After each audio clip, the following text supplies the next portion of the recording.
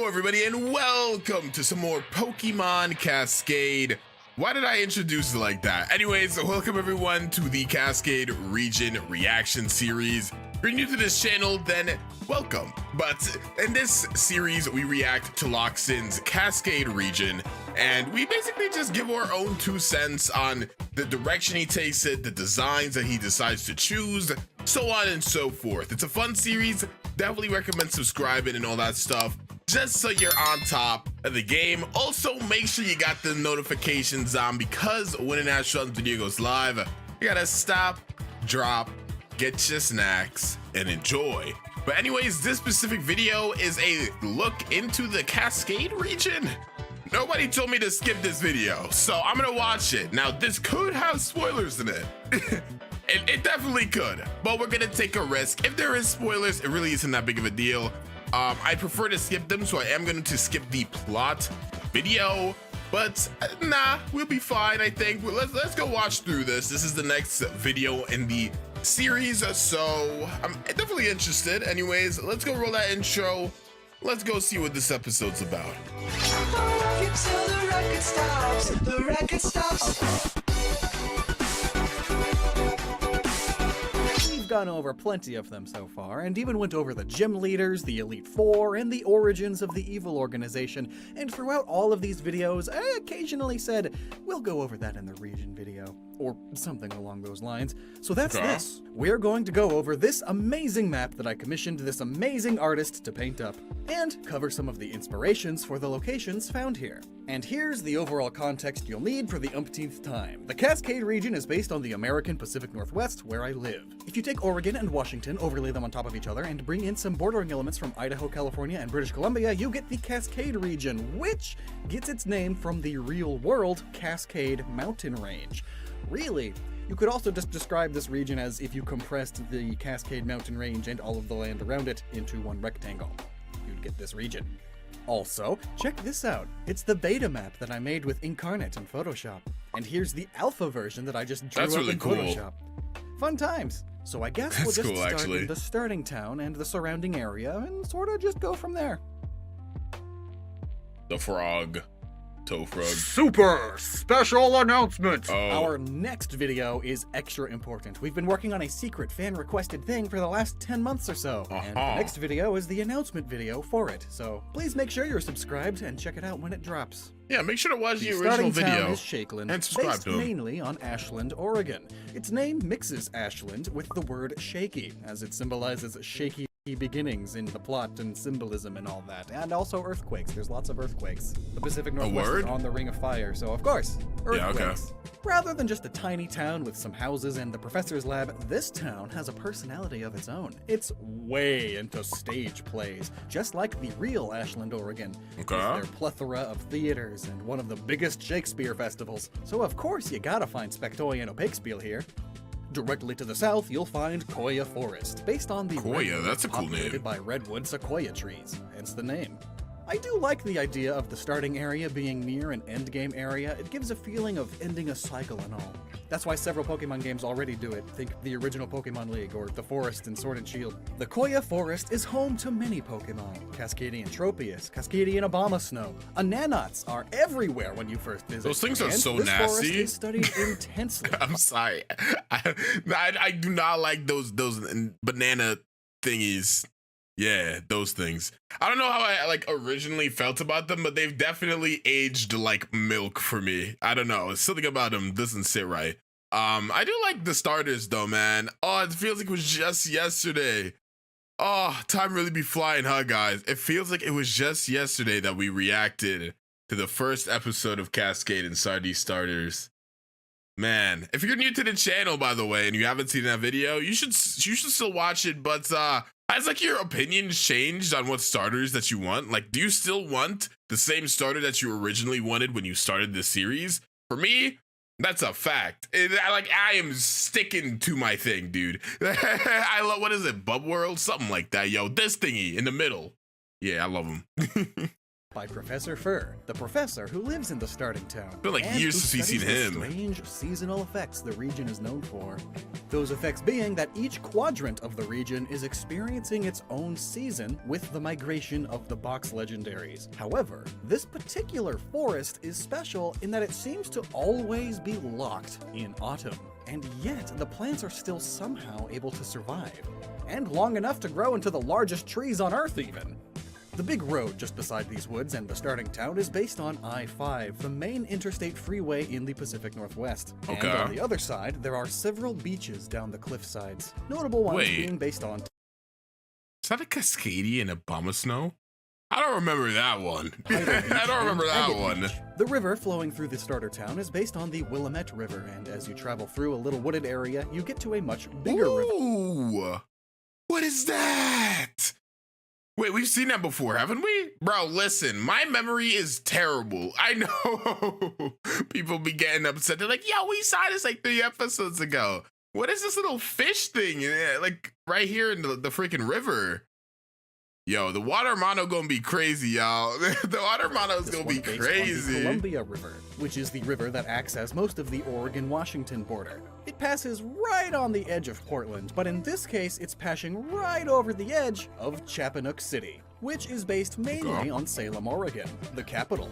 It's also known as the Cherry City, as it has a That's a load of beautiful cherry name. trees in it. That In is a fact, beautiful it's a USA name. tree city, which just means that it has a lot of trees per capita and has several pro-tree policies. So here, Chapanook City is way into its cherry trees. Oh, and the name. It combines Chinook, the native people from along the Columbian River, and also the name of the salmon that live in it. And also, it's the mountain wind that brings the seasons. Chinook is a lot of things. And you know what wind, especially cold wind, does to your skin?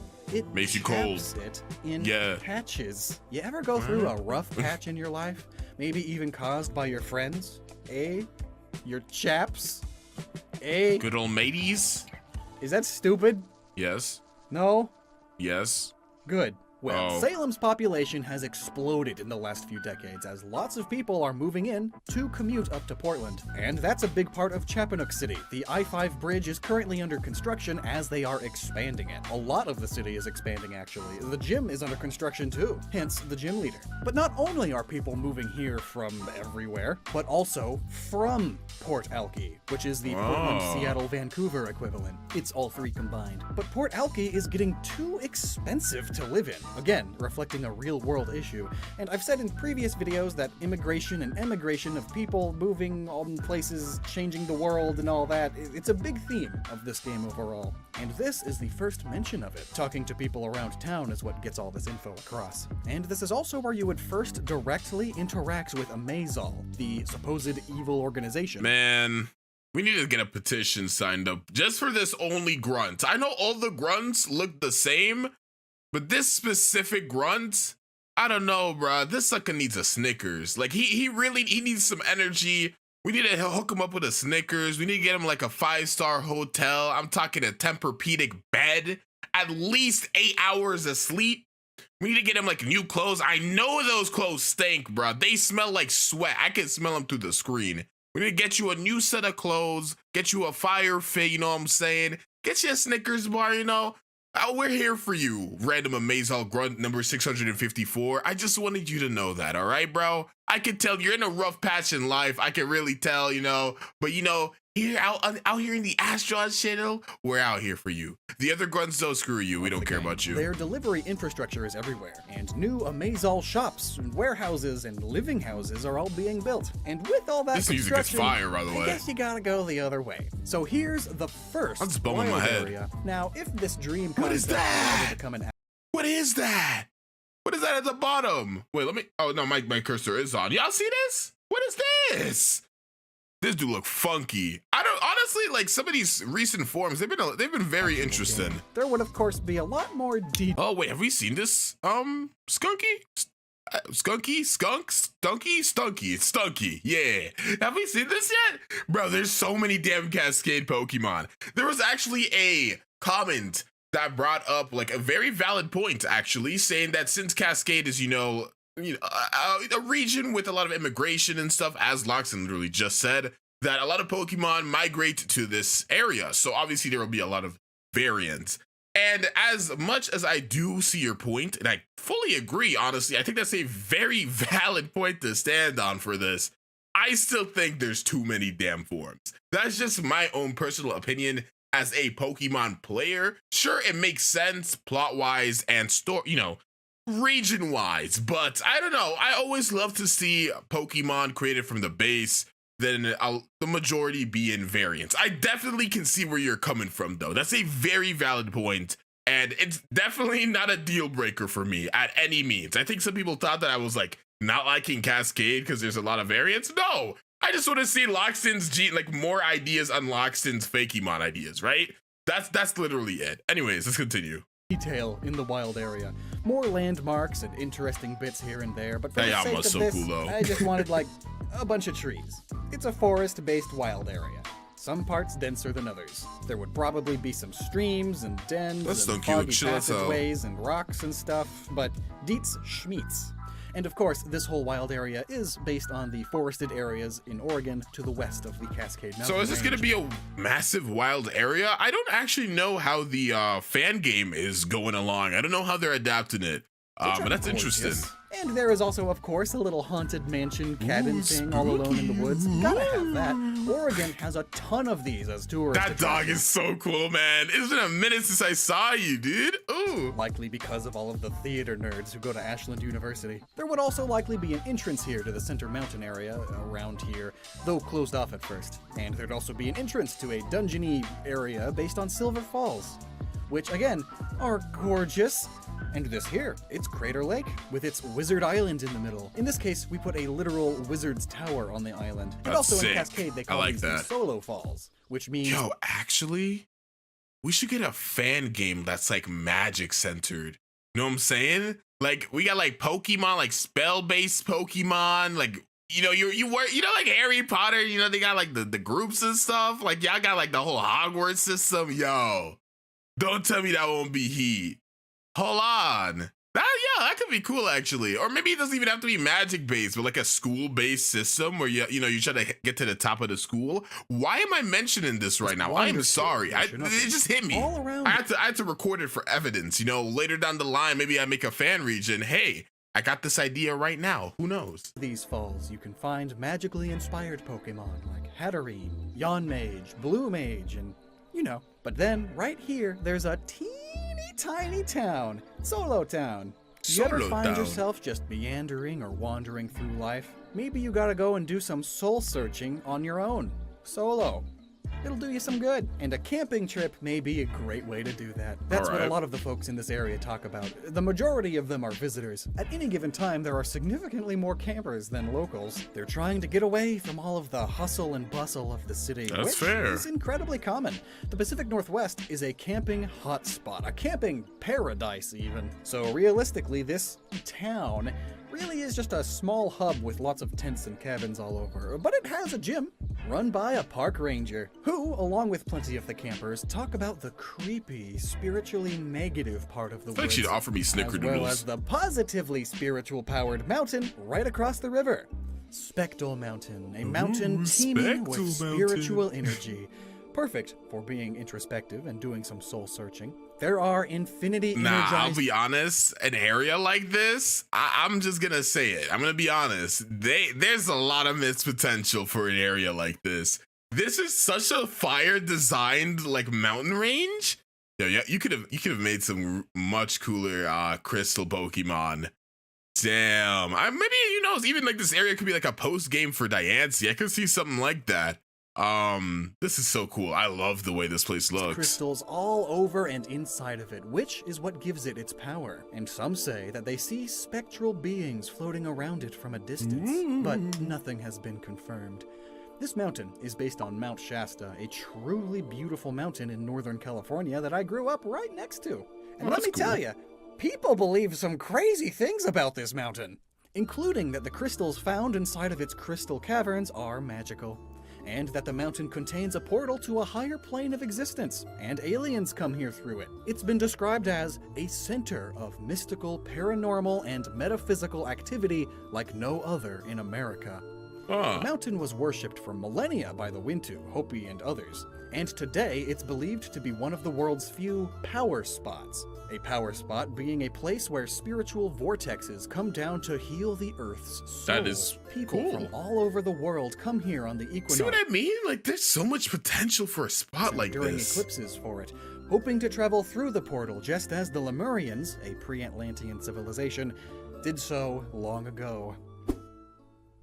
So, some things are going to happen here. Yeah, You can, for of course, sure. find Carbink, but also Drozabel, Cascadian Excadrill, and maybe I'm not gonna lie, even these mods are lame. Cascadian Oh? Beyonce. Hey! Based on the Lemurians Called it. themselves, and guardian of the power of this mountain. It looks cool. But moving Okay.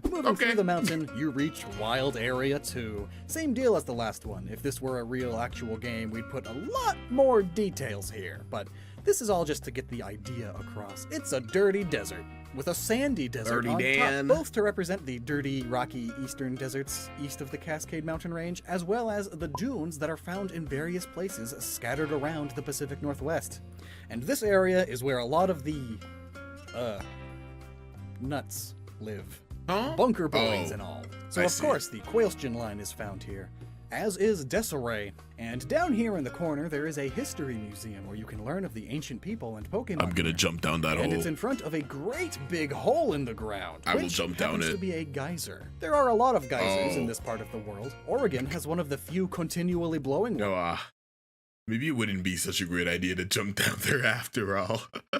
But I'm the main character, so nothing could go wrong, right? Right. And Right. Idaho has the only captive one. It's in Soda Springs, Idaho, which is a part of the inspiration for Bent Town, which is a combination of Soda Springs and Bend, Oregon. And I guess a little bit of Reno, Nevada.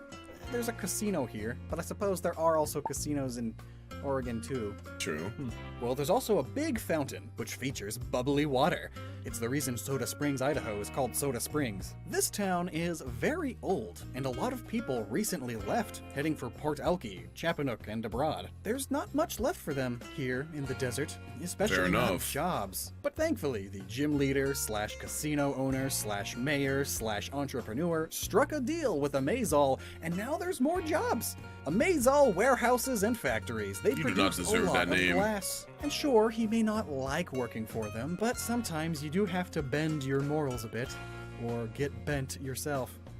Just to the north is the Obsidian Flow, based on the Obsidian Flow. It's This a place is ton of cool. obsidian that flowed from a volcano. I bet you can find some obsidius here. Also, like the big forest in the last area, there's some sort of strange energy here, locking this part of the region in eternal summer, making it the hottest part of the region, and people are often warned to stay away. Just north of it Okay. is a big hydroelectric dam. This part of the world actually has a load of dams. Nearly half of Oregon's and more than 2/3 of Washington's electricity comes from them. And this area also has some of the biggest dams: Shasta, Oroville, Grand Coulee, and loads of small ones. But back to the desert, the oasis here is just a landmark. But then over here we have an Old West ghost town, once a gold mining town. One of the main reasons people migrated over here, via the Oregon Trail and other means, was the gold rush. So there's lots of gold in lots of mines. And when the mine dried That's up, cool. why stay at the town at all? So there are actually quite a few ghost towns or near ghost towns in this part of the world. I took field trips to some as a kid. They were neat. And way out here by the river is a lone gym. The gym leader too is a bit of a loner, but he helps people get across the river, which still doesn't have a bridge despite a huge demand for one. The funding just keeps going to Port It Alky didn't even look instead. that big. I think I could jump over that. Probably not. Reflects a Unless- local political issue that I could talk years about. Salem, Oregon has been asking for a new bridge for years. That's all it would take to alleviate the hour-long traffic, turning it into about 20 minutes instead. The current bridge is a massive bottleneck. The only other bridge is like 20 miles away, but the money keeps going to Portland. Anyway, he helps you get across to the third area, across this river canyon, which is based on Hell's Canyon, if you turned it 90 degrees. Normally this canyon is the border between Oregon and Idaho with a little bit of Idaho and Washington, but I changed that. And also, fun fact, Hell's Canyon is actually quite a bit deeper than the Grand Canyon. It's just not as well known since it's so far from LA. Now, this third quadrant is not a wild area. It's just a bunch of routes. This area is all ranches and farms, and I mean farms everywhere. Oregon and California are agricultural powerhouses. Washington is up there too. And some of the most produced things here are cattle, apples, berries, grass, just grass, wheat, corn, peppermint, and wine grapes. So of course expect all of the related mon here. Somewhere around here you'll find Professor Menzie, the other professor who studies archaeology and Have we seen her? I think we have. Have we? Maybe? Perhaps? Perchance? Yes? No? Maybe? She looks kind of familiar. Man, I'm gonna get roasted in the comments. People gonna be like, sucker, you ain't paying attention, are you? I am. I swear I am. Listen, I just got like the memory of a grapefruit. Listen, all right? I swear I'm trying. the legendaries. Maybe she's at the reservation? Or the ranch? The farmer's market? The fairgrounds? Maybe this fancy vineyard / country club? Oregon and Washington are full of these things. In fact, that vineyard is built on a field that for some reason is locked in eternal spring, making the crops here extremely well maintained and profitable. Now, my idea for this quadrant is that it's where the breeder is, as well as a plethora of mini-games. Pokemon contests, helping out the ranch, carnival games, maybe even a sort of Battle Frontier-esque facility or two, all to reference big state fairs and all. Moving through a tunnel, it's a good time to talk about this volcano in the middle. It's a combination of Mount Hood and Mount St. Helens, both volcanoes sort of near the border between Oregon and Washington. So fitting There's right a in the lot of middle of the map, volcanoes. it's the center point of the region that the box legendaries essentially orbit around, and it's topped with a hot spring. Mount St. Helens' famous eruption in the late 80s led to the development of several hot springs, and actually, I like the idea of this mountaintop being different based on the version of the game being used, Blazing Bloom or Frigid Fall, as it would be based on which box legendary is more powerful. Monadza? It's a hot spring. Arctoyield? It's an ice cap. So either way, there's still watery lake on top. Now, out here... Man, now I really want to sit in like a jacuzzi or like a hot spring or just like, you know, just chill out, you know what I'm saying? Get a little bit of relaxation. Damn, that sounds real nice, actually. Other side of the tunnel, we reach talking the too big much. logging area. Logging is huge in the Pacific Northwest. Idaho, Washington, and Oregon are the first, second, and 9th best states for the logging industry in terms of the sheer amount of wood produced. And don't worry, there are plenty of sustainable logging practices here. Though they've got nothing on the Cascade region, the Cascadian Conkeldurr line were bred not just to help the loggers, but also to have green thumbs and give newly planted trees a great head start. Leaving the loggers' camp, we reach the third wild area. Did you know that Washington is also known as the land of 1,000 lakes? Yeah, there's over 1,000 lakes here. Swamps too. And further up is a mountain based on Mount Rainier, which at one point was constantly being rained on. New Lapras? Okay, I'm gonna need an explanation for why he specifically needed a new Lapras. I don't know Lapras's dex entry. It probably has something to do with it. The name. But at some point, the area around it became locked in eternal winter, covering the entire mountain in a sheet of ice. Oh, and also we took some inspiration from the mountains in the Garibaldi Provincial Park in British Columbia. I mean, look at this. It's that looks beautiful. Being Everwinter, there are plenty of ice types to be found here, including an ice type lake monster, Cascadian Lapras, based on the Idaho Paddler, or Charlie. Basically, it's the Loch Ness Monster of the Pacific Northwest. That's so cool. It's dragon ice type now, and its shell is a glacier. It's a lot faster than regular Lapras, but its shell is too slippery for even the most skilled riders to stay on when it goes full speed.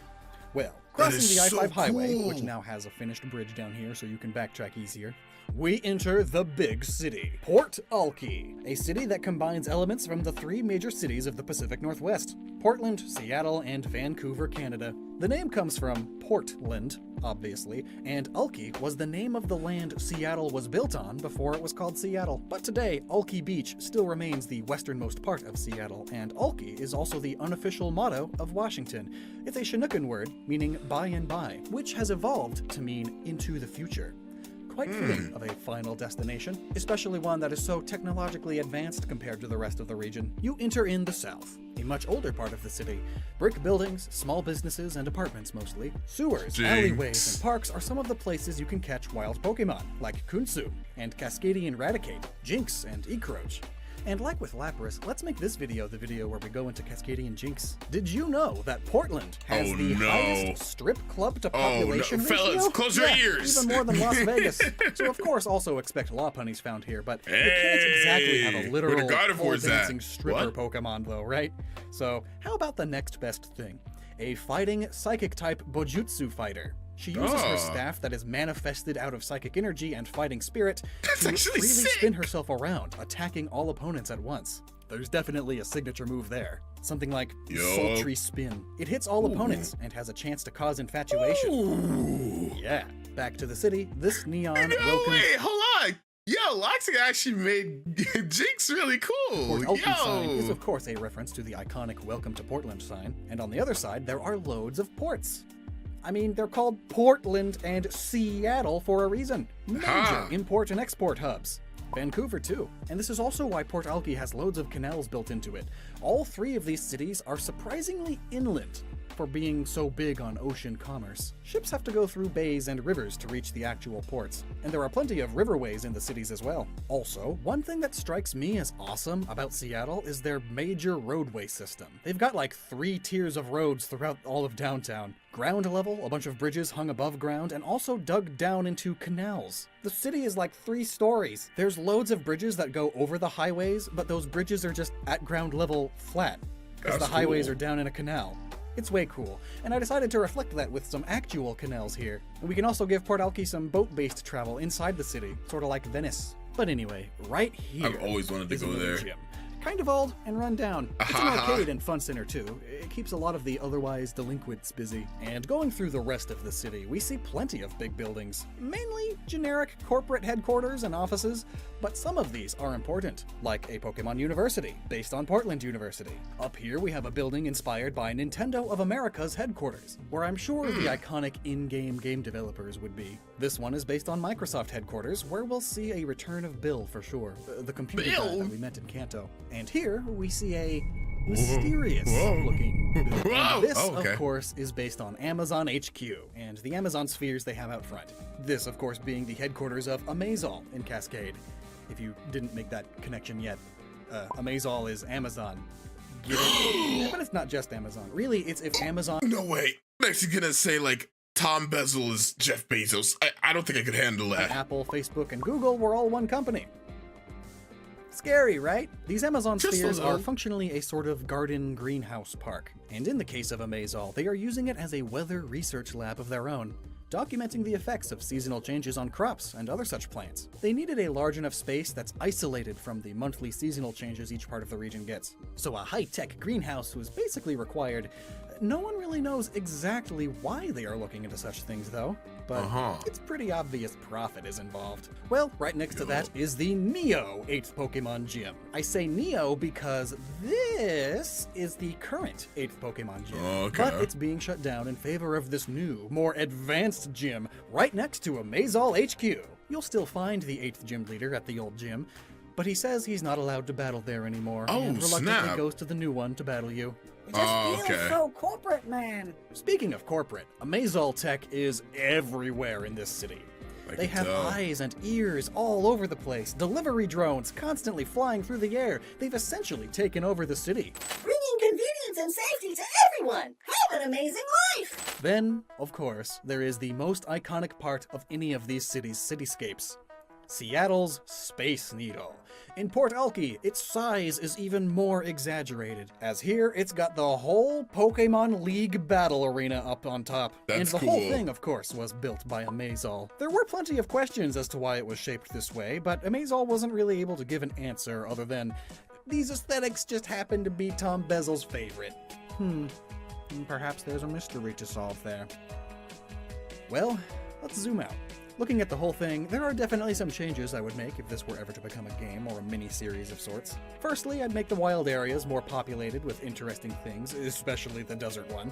I'd probably turn this state fair area with a few buildings into more of a fleshed out actual city, rather than just some retirement homes. Fair enough.